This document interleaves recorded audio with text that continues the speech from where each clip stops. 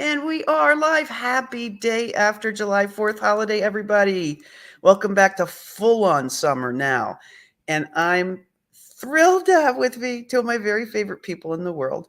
They own and run a company called Full Swing PR. And the thing I really like about both of you and your company is that I don't feel like I'm dealing with PR people. I feel like I'm dealing with people who want to know me and understand my business. And folks, I'm here because I want to make sure that everybody I know knows about an upcoming event these two are holding that I'm working so hard to clear my calendar to attend, but I wanted to let you all know about it too. So I'm going to let them introduce themselves, talk about the company, and then we're going to dive in on and really get specific on what will benefit you by knowing these two ladies. And that's my job out here, to make sure you know the right people, because it's all about that. So without me talking any longer, I'm going to ask Caitlin to jump in, tell us a little bit about herself, how she got into this work, and what they're building at Full Swing. Hey, Caitlin.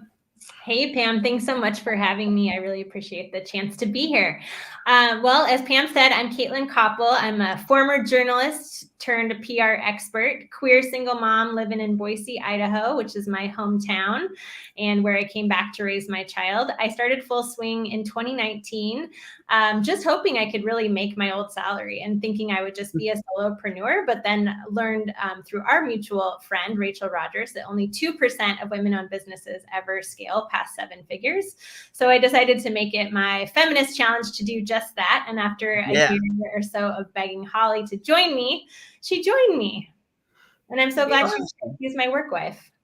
That is great. And I guess the background in journalism really helps a lot, because it's all about how to be heard, and journalism is all about sharing what's heard. So I can't wait to kind of connect those dots.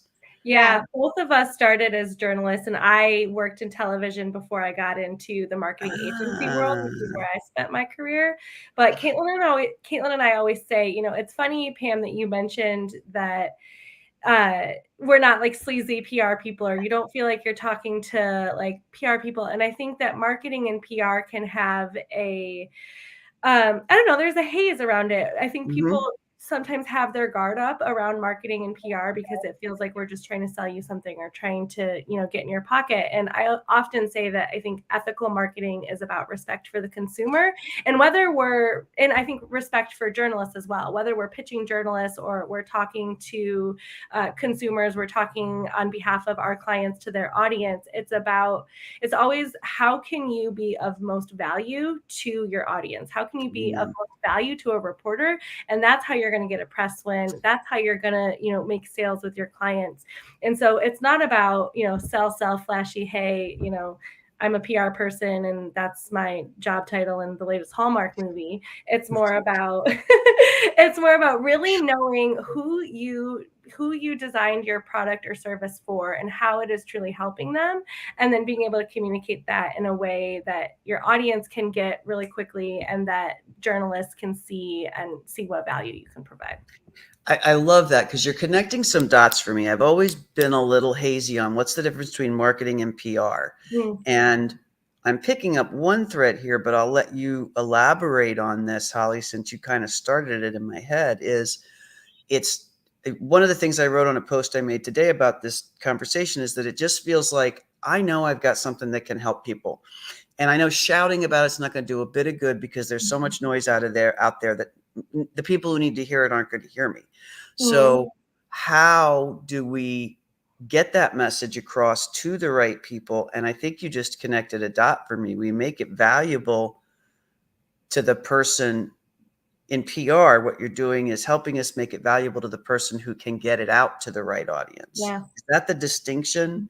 I'm not trying to do it all by myself as much as through somebody who's already got an audience almost. Yeah, definitely. That's it. I often tell, we work with small business owners primarily. So it's usually people with, some of our clients have several 100,000 followers on a social media channel, or a couple thousand, or even 10 or 20,000 on their email list.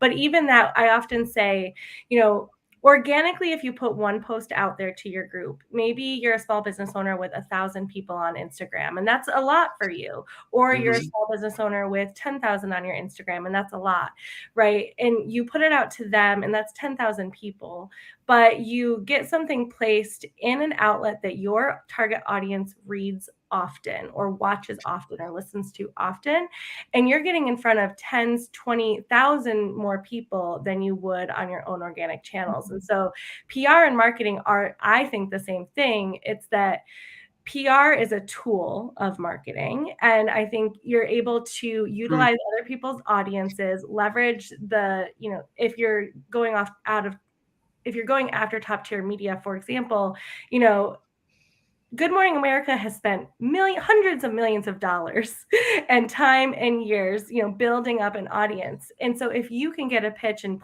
get placed on Good Morning America and leverage their audience for one day, that's great. That's going to be so much more valuable than you spending 100 hours on your own PR. Wow. Your own so I'm guessing, Caitlin, this is what you're going to teach help people understand at the summit. And I actually want to talk a little bit about what's coming up here. Like I said, these folks start with Full Swing PR, and the Star Maker Summit is coming up here in July in Seattle. And what is it that makes this work for somebody like, say, like my business, where I got a handful of clients, 20, 30 clients, and a very specific client that I'm looking for? What's like the first step somebody would take, and what are you going to sort of walk through from a learning standpoint at the summit? So everyone who comes to the summit is going to walk away with total clarity on what makes their business newsworthy. So for you, Pam, you are a CFO to all-star CEOs, right? Something like all-star entrepreneurs. That's your kind of your tagline. And so I think just to push you a little bit even more on that, like what makes you different from other CFOs that are out there and other kind of numbers people? I know from working with you, and even just from the first time that we met you, part of it is that you're so heart forward and that you really do care about people and that you connect with humans just as much as you do with numbers. And I think that is something that's really can be lacking in the accounting profession, and that there might be a thread there in terms of thinking about what are your key messages that you stand for as a business, and how could we spin off some pitch angles from that. I love that. What makes your business newsworthy? That never registered to me as the right question to ask. Because it's different, right? What makes somebody want to work with you. But I think that it's almost like a Venn diagram in a way, because some of the things that will make a target client want to hire you are the same things that will make your business interesting to a journalist. It's also really important to pay attention to the conversation that's already happening in your industry. So I don't know if you're a member of the Society of Human Resources Professionals. SHRM is one that has a ton of, media affiliated with it, from a magazine, podcast, to all of those things. And often you'll see CFOs quoted in that publication. And why shouldn't that be you? Why wouldn't you be in a position to offer your expertise in some of those places? And I think for under-recognized leaders, which is mostly who we work with, it's really important to be able to see yourself in those publications and know that your story matters, and that if you own your story, you can and will show up in those big places. I mean, our clients have been everywhere from CNN, New York Times, Economist, Pop Sugar, Fast Company, Forbes. Like it's only been 4 years, but the list is long. So, the list is long and distinguished. Yeah. The distinction is so subtle, but it's so important, because what you're essentially saying is find out. In this particular case, I don't necessarily want to find out what's going to make I know what's going to make my ideal client connect with me, but I'm trying to help the journalist find out why this would be good journalism for them, and why how it helps their audience. Box a little bit when it comes to your business. Like, you show up so much on TikTok and Instagram, especially with your reels, and they're really funny. And I think, as people are covering trends in social media and trends in accounting, like, you would be a really interesting person to interview about how you use social media in what is ostensibly a bookkeeping and CFO firm, right? Because people don't necessarily put those things together. But I think your experience has been really probably transformative to your business. It's certainly one way that Yeah. we hear about you and keep hearing about you, and it keeps that relationship really warm. Yeah. But it's a way that you're showing up in front of the folks that are likely to hire you in a way that's probably different from your peers. So my guess is that you help people, and Holly, I'll pitch this one to you, and really understanding a few things. I'm guessing same way that I have this with my finance clients, you have it with your PR clients, and there's a lot of mindset stuff. So you said something really important. You said you got to be able to visualize yourself as that person with that headline. And how do you work with someone who doesn't yet see themselves that way? Or do you work with those folks? Oh, definitely.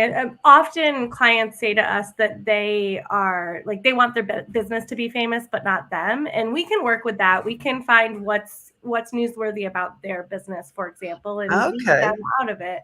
But other times I think it's about getting back to their own personal values.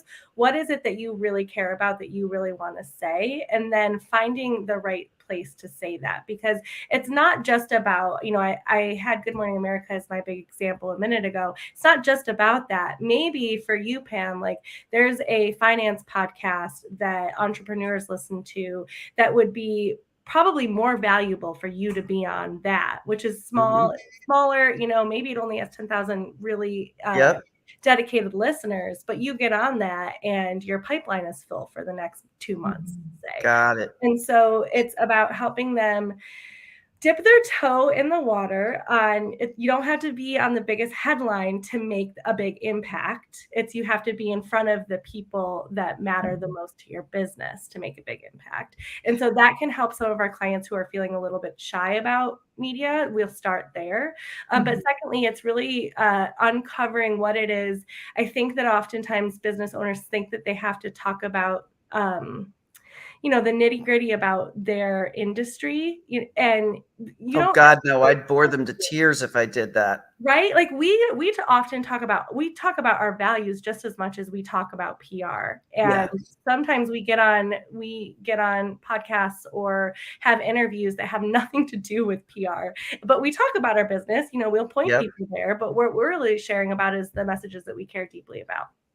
So I like that, because what really this PR is for introverts as well as extroverts is what I take away from that as well. And my audience has as many introverts as extroverts for sure. So that's another big takeaway here too. Yeah. And then when you think about, for the person who says, I want my business to be famous, not me, then we'll say, okay, here are the news values. These are the things that a journalist is going to think through when they're deciding if they're going to write about you or not. And when we cycle through those news values, and Caitlin, maybe you can list off a few of them, then that would be cool. What's happening in your business that relates to any one of these things that we could maybe highlight your parental leave policy. Maybe that's something that is of value to your audience. Maybe, there's so many different things that isn't just focused on the founder that we could highlight about your business in the media as well. I love that. And what are some examples? Like one of the things, and I'll drop these in the comments for people too, because I want them to sort of have the list. Like what are the things that we might not think of that would be really relevant here, that we just take as for granted, and yet it's a really cool story? Yeah, so I think timeliness is one that's really important and maybe seems obvious, but I can't overstate the importance of really knowing the news as it affects your industry, your business. And if you're a brick and mortar, that is committed to a certain geography, understanding that community as well. That's a great way, just by paying attention to what's going on anyway, you can start to identify those opportunities where you'd be a natural fit to share your expertise. I love this. Yeah. Great Another idea. really great one that we get a lot of mileage with, I think, with our clients is looking at what are those national trends or global trends that are happening, and how can our client offer a unique kind of spin on it, right? Something that has never been said before. Like going back to the TikTok example that I shared for you, Pam, like everyone's talking about TikTok and what does TikTok really mean? And are people getting clients off of it? How are people using TikTok? Well, turns out maybe there aren't a lot of accountants using TikTok or CFOs using TikTok, and so you're the person that is, and so then you can offer your hot take on what to a whole new audience. I mean, like what's hitting me here is, so now at a media event, or I'm sorry, at a marketing event like a traffic or a traffic and conversion or social media marketing, this can become a, hey, here's how you use, no matter what your business is, here's how you can use these tools kind of thing. Yeah. And you're getting it a different, I love that. Yeah, I think one thing that makes us different as a PR agency is that we really are deeply committed to helping small business owners connect their publicity results to their bottom line sales, and having it not just be a press clip that lives and dies and goes away, but it actually is used by the other tactics within marketing so that it's amplified through social media and through email marketing and on your website, and used for additional pitches on different types of media, so that it has a longer shelf life and actually can deliver more of that engagement and conversion piece that is so deeply important when you're a small business owner trying to, fill your pipeline. That's awesome. In fact, yeah, you really just connected some dots for me. And I think now differently about the name of your business, Full Swing, because I think what's happened is every time I've gotten involved with PR, and Holly, I'm guessing you see this with clients that you get who've had bad PR experiences, just like I get clients with people who've had bad bookkeeping or accounting experiences.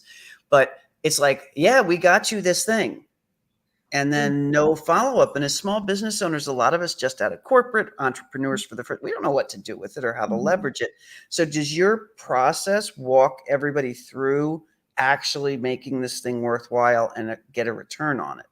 Yeah, we're a PR agency. We lead with PR because we think it's the fastest and best way to get in front of the audience that you need to, the most affordably and the quickest. However, we serve our clients. Most of our clients are on an annual retainer with us, and they work with us for 12 months. And we do their email and social media marketing as well. And that's because one press, did you know that? Because one press win, if you think about it, our news cycle is getting shorter and shorter. We're on 24-hour split news. Second. I've got news feeds all over my computer now while we're doing this. You get one clip, and that one clip, the traction from that is gone in 15 minutes if you're not leveraging it properly. So we work with clients to determine, once we get you this one press clip, what do we want everyone who reads it? What do we want them to do next? And how are we setting it up so that it's easiest for them to take that step? So we look at, okay, you get this press win, then what happens with your social media channels? How are we promoting it? How are we promoting your next phase of your sales funnel in those social channels so that they're getting on your email list, so that they are reading your emails, attending your next webinar, or listening to your podcast now, and all of a sudden they become a client. And so we've coined the PR sales cycle, and we've helped our clients really connect the dots between PR, which is that top of the funnel awareness generating piece, with the engagement and conversion that's necessary really to make the biggest impact about your business. Because at the end of the day, we don't care if we get you a press win. Like, that is not, to us, that's not the goal. A fraction of the win. It's really about growing sustainable businesses. And the win is my sales, my clients, my product, whatever it is. And do you work with people who have products as well, or is it pretty much people who do services, both? Most of our clients lately have been professional services firms. For some reason, we seem to attract a lot of lawyers, which I take as a compliment, because lawyers don't suffer fools lightly, No. So I feel like if they can hang with a PR firm like us, we must be pretty smart. I love that. I love it. Yeah. So, but we've definitely done product work in the past, and Holly and I met at a previous agency and had all sorts of different clients there. And it's really fun. I mean, we seem to attract, I think this is one great thing about putting your values out there into the world, and having an anti-racism statement on your website and things like that.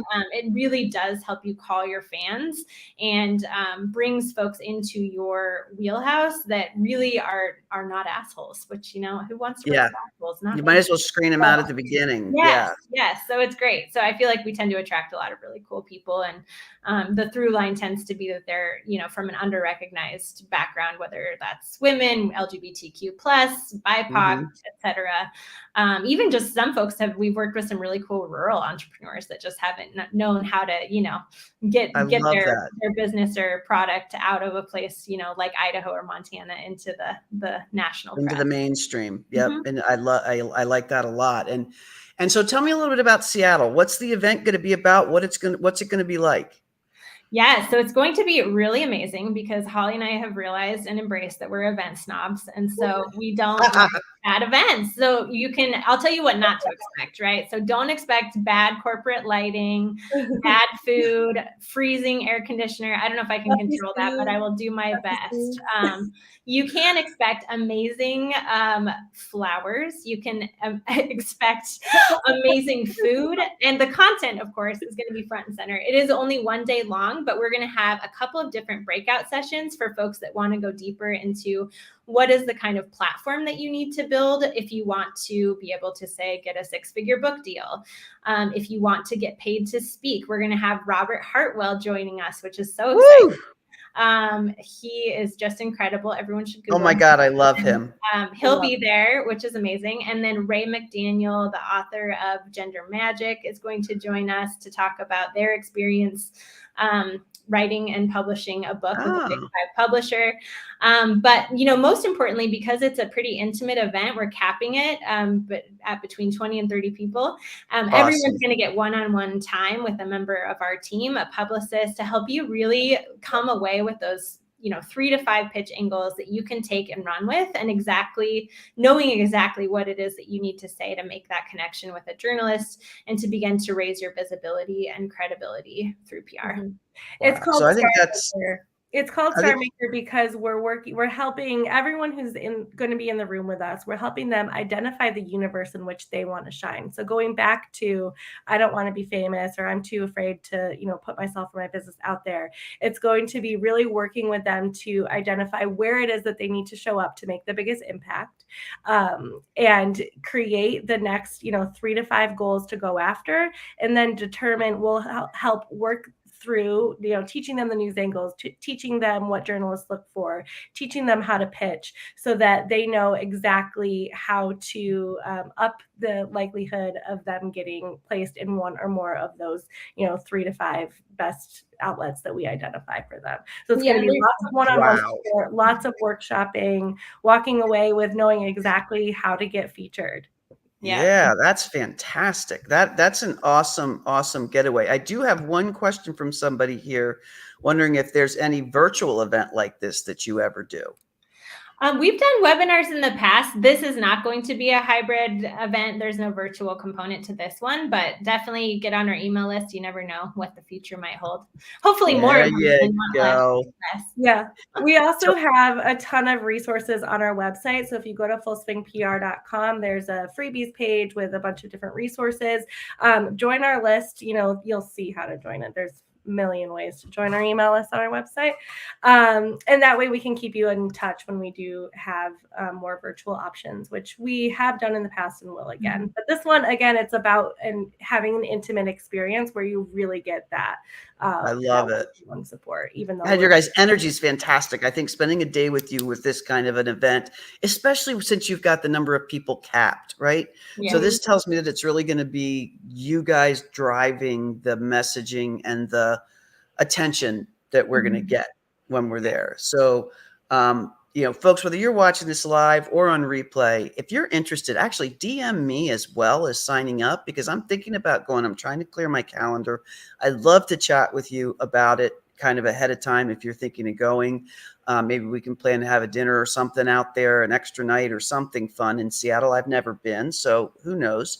So if this sounds interesting to you, definitely sign up for sure. But ping me too and let me know, because I think we could have a lot of fun out here. I think it could be a blast. And you still have a couple seats left, right? Yeah. So I'm not we have a VIP track, which maybe we should mention as well. So it's far and away, both the VIP and the general admission are the most affordable ways to work with us right now. The general admission is $1,000. The VIP level is $5,000. If you do the $5,000, this is best for people who know they love to go to an event. They get really hyped up by all the energy, and then they don't actually do anything because they get home and the dog needs to be walked and the kids got soccer and, the schedule is full and they're like, shit, I totally didn't do anything that I learned. I know I needed to do so this. If you buy the $5,000 VIP Supernova ticket, we will be your accountability partner. You will be assigned a publicist to help you actually fulfill what you have learned at the event. So we'll actually send those pitches for you. We will help you flesh out your first guest article so that you can really position yourself as a thought leader and become a contributor to some of these publications that could make a big difference in your industry. Oh, so this is way more than an event for that VIP ticket. That VIP ticket is basically a done with, but mostly for you plug-in. Yeah. That I can come home. You also get a headshot. You get a private VIP dinner with us. We're figuring out some more fun stuff. Okay. A private VIP dinner with us is valuable because we are a lot of fun. If you can't, I have heard that rumor. Other VIPs who are coming are going to be amazing. We've got former Washington State Senator Mona Doss is a speaker, and cool. A VIP dinner. The CEO of a former client in Seattle, Armoire, the rental fashion company. Cool. You're going to be there. It's going to be amazing. So, and of course, Robert, my gosh. I mean, who doesn't want to have dinner with Robert? Hello. Who doesn't? And folks, I think Summit is like an understatement for what you get for that VIP ticket, though. This is a very plug-inable to your business when you get back on July 19th. Yeah.